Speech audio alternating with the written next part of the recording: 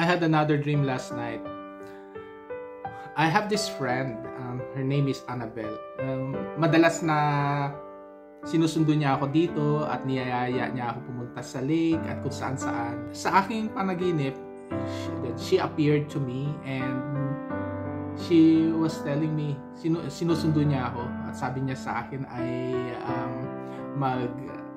we will go on a cruise. Sinundo na ako ni Annabelle, magko-cruise daw kami. Ayan, excited ako. Then after that, nung bumalik na ako sa bahay, masaya ako.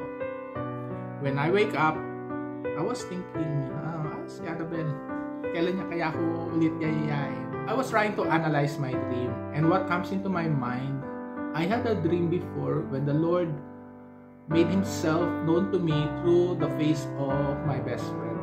And here in Canada, Annabelle is one of my closest friends. And the quality of Annabelle is a very strong woman. Maaasahan siya. And she never devalues me. I find in her that strength, especially at the moment when I was down and when I feel devalued. And she is a good listener. And then whenever she tells me some of my weakness, hindi siya masyado obvious. Kumbaga, she makes stories so that I'll finally see myself. Hindi siya yung tipong kaibigan na ipapahiya ako. Kino-consider niya muna yung aking nararamdaman. And then when I wake up, then naalala ko ang Diyos. And God always respects me. And so nakita ko yung image ni God sa image ni Annabelle. A very strong woman na kailanman ay hindi ako ide-devalue as a person. Kasi madalas na issue ko yun, yung ako'y ma-devalue, yung bang parang pakiramdam ko nanliliit ako. Pero pagka kay Annabelle made me feel I'm a special person, I am valued, na may halaga ako. At yun yung nakikita ko sa Diyos na kapag ako ay down, God is bringing me up and making me feel that I am valued in my prayers, in my reflections, in my meditations, and even here in my dream analysis. I think all of these were just preparations for me to be strong, to be able to not only witness but experience God's love, which I think is my main mission. Na madalas kong iniiwasan noon at lagi niya akong tinatawag kagaya doon, yan si Annabelle, lagi niya akong tinatawag at lagi akong excited whenever ako tinatawagan ni Annabelle at niyayakag niya ako. Kaya isa pa sa salamat kay Annabelle na isa sa mga kaibigang maasahan ko dito. So enjoy this song and this dance.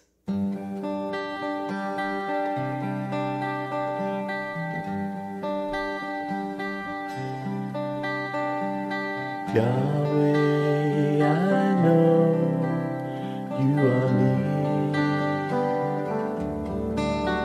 standing always at my side. You got me from the fool, and you lead me in ways everlasting. Lord, you have searched my heart, and you know when I sit and when I stand.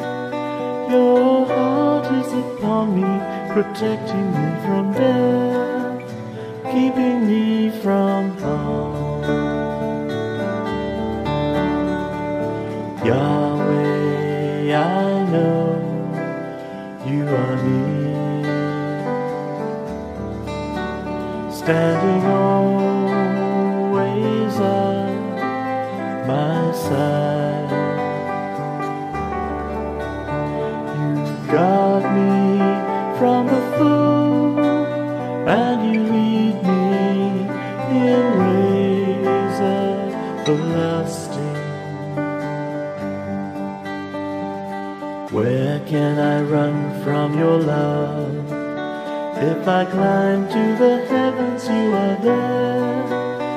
If I fly to the sunrise or sail beyond the sea, still I'd find you there. Yahweh, I know you are near, standing always on my side. You guard me from the